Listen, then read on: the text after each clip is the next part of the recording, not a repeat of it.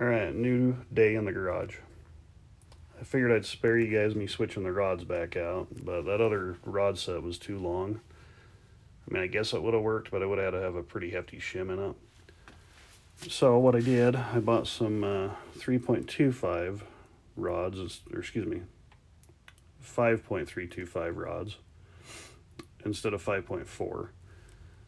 Now at top dead center, the piston's not sticking out near as far, so I shouldn't need as big of a shim. This case has actually been decked 60 thousandths. That's what that 060 number is right there. So I'm just measuring for deck height now, trying to figure out how much shim I need. According to the caliper, it is 0.57, 0.0570 out. I need to go refigure my compression ratio, see what type of shim I need to get that down in the hole, the piston down in the hole. Anyway, I'm gonna go do that, and then I'll come back and tell you what I found out. Alright, I'm gonna try and do this with one hand, but you can see that these shims, this is supposed to be 90 thousandths, right? Well, they're not really 90 thousandths. They are like 0.830-ish. Actually, 4.5 is what I came up with before. Either way, they're not really 90 thousandths. And from what I see, they're not consistent either. So I'm going to throw this underneath and see what I come up with and go from there. So, the deck height right now, I've actually got two shims in there, not just the one, is 0.068. By the time the engine runs and gets carbon on top of the piston a little bit, and they also say these cylinders kind of go down into the case. I mean, not a lot, like 0.005. Anyway, I think I'm going to run with that and see how it is. So the next step is to get the rest of the cylinders to the same. I don't know how much of it I'm going to film, because I kind of want to get some stuff done. But I'll kind of show you my end result once I do that. Really, it's just putting the piston on, or putting the jug on, taking it, piston and all that on and off, and blah blah blah. So I don't want to bore you to death. Anyway, I'm going to do that and see what I got. Alright, so I'm sneaking my way through the garage here. I got my deck height all figured out. I'm trying not to fall because I got crap all over the floor. Anyway, let me turn this around so you can see it. So here's the case. I have switched out the rods to 5.325 rods instead of the 5.4 rods I had. The rods were just a little bit too long, like quite a bit too long.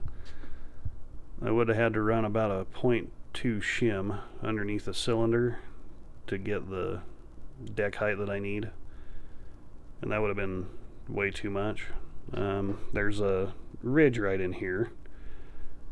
When the cylinder goes down in, the sides of it holds it in there, and I would have been above that, so the cylinder would have probably rocked back and forth, and that's not going to work. So I just opted to go with the other rods, get it shorter, and that seems to work out fine. I'm still running about a 0.12 shim because the deck, or the case, has been decked 60 thousandths. Wait, turn that around right there. Like I've said 100 times. So it takes 60 thousandths just to get back up to snuff, up to normal, and then you have to shim above that because the crank's bigger. So deck height wise, I'm at a 0.068. That's what I'm going to run at. That puts me at 9-to-1, and it's going to tighten up a little bit anyway by the time it runs and gets carbon on the pistons, all that good stuff. Everything settles in. So I'll probably be about 9.1-ish, something to that effect. and I'm okay with that. I think it'll be fine. That's the static compression ratio. I have no idea what the dynamic compression ratio is. My cam card is supposed to have the info you need to plug in for all of that stuff, and yeah, it's not on there. So anyway, I'm just going to run with what I got. I did find me some brass plugs. I got these from McMaster Car. I couldn't go anywhere and just buy these for some reason. I used to be able to find that stuff everywhere, but nobody carries it local. I went to like 3 different places, calling around, everything else. So finally just ordered them online. But I like them. They fit in there nice. I ran some sealer on here that's good over 400 degrees, and it's oil compatible. So that's all cool. I did end up putting a steel one here because it just fit better. I just wanted something where I can at least get it back out. And with that sealer on there, I should, if I need to, I can always take it back out. Or if it did take the threads with it, I could always drill and tap this again, because this thing's pretty thick here. I am not sure if I'm going to use that full flow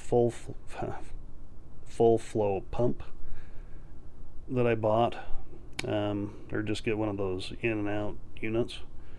This is all tapped and such, ready to go that way. This is not plugged. I haven't plugged that hole up under here.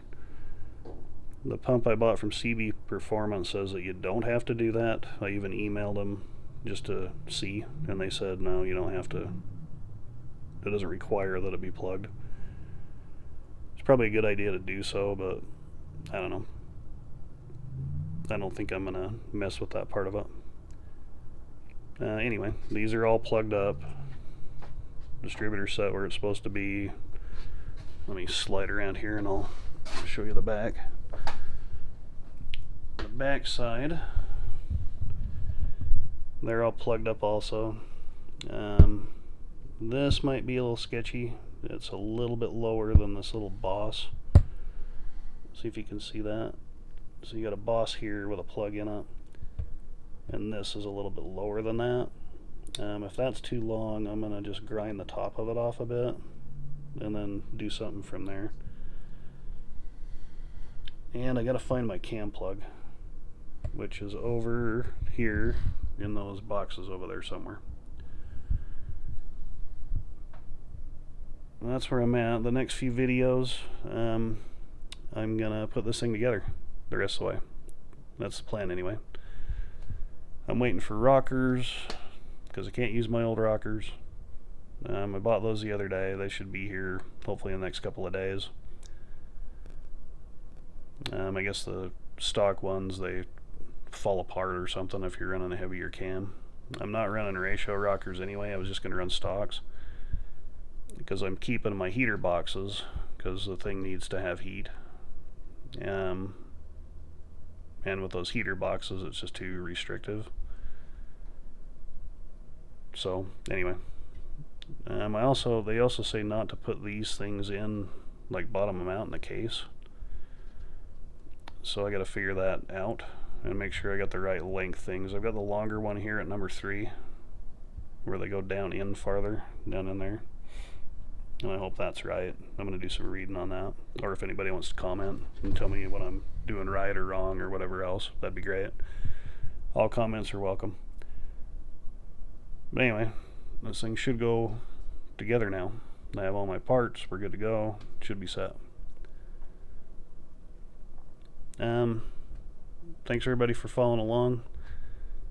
I know I don't update as much as I should probably, but I have a full-time job, so I have to work. I don't make billions of dollars on YouTube, so I'll just keep plugging along, and I'll keep updating you as we go and make videos of what I do, and hopefully you like that stuff. If you do, subscribe, leave comments, like, whatever everybody asks for. I do appreciate it. I guess that's it, and I'll catch you on the next one. Thanks.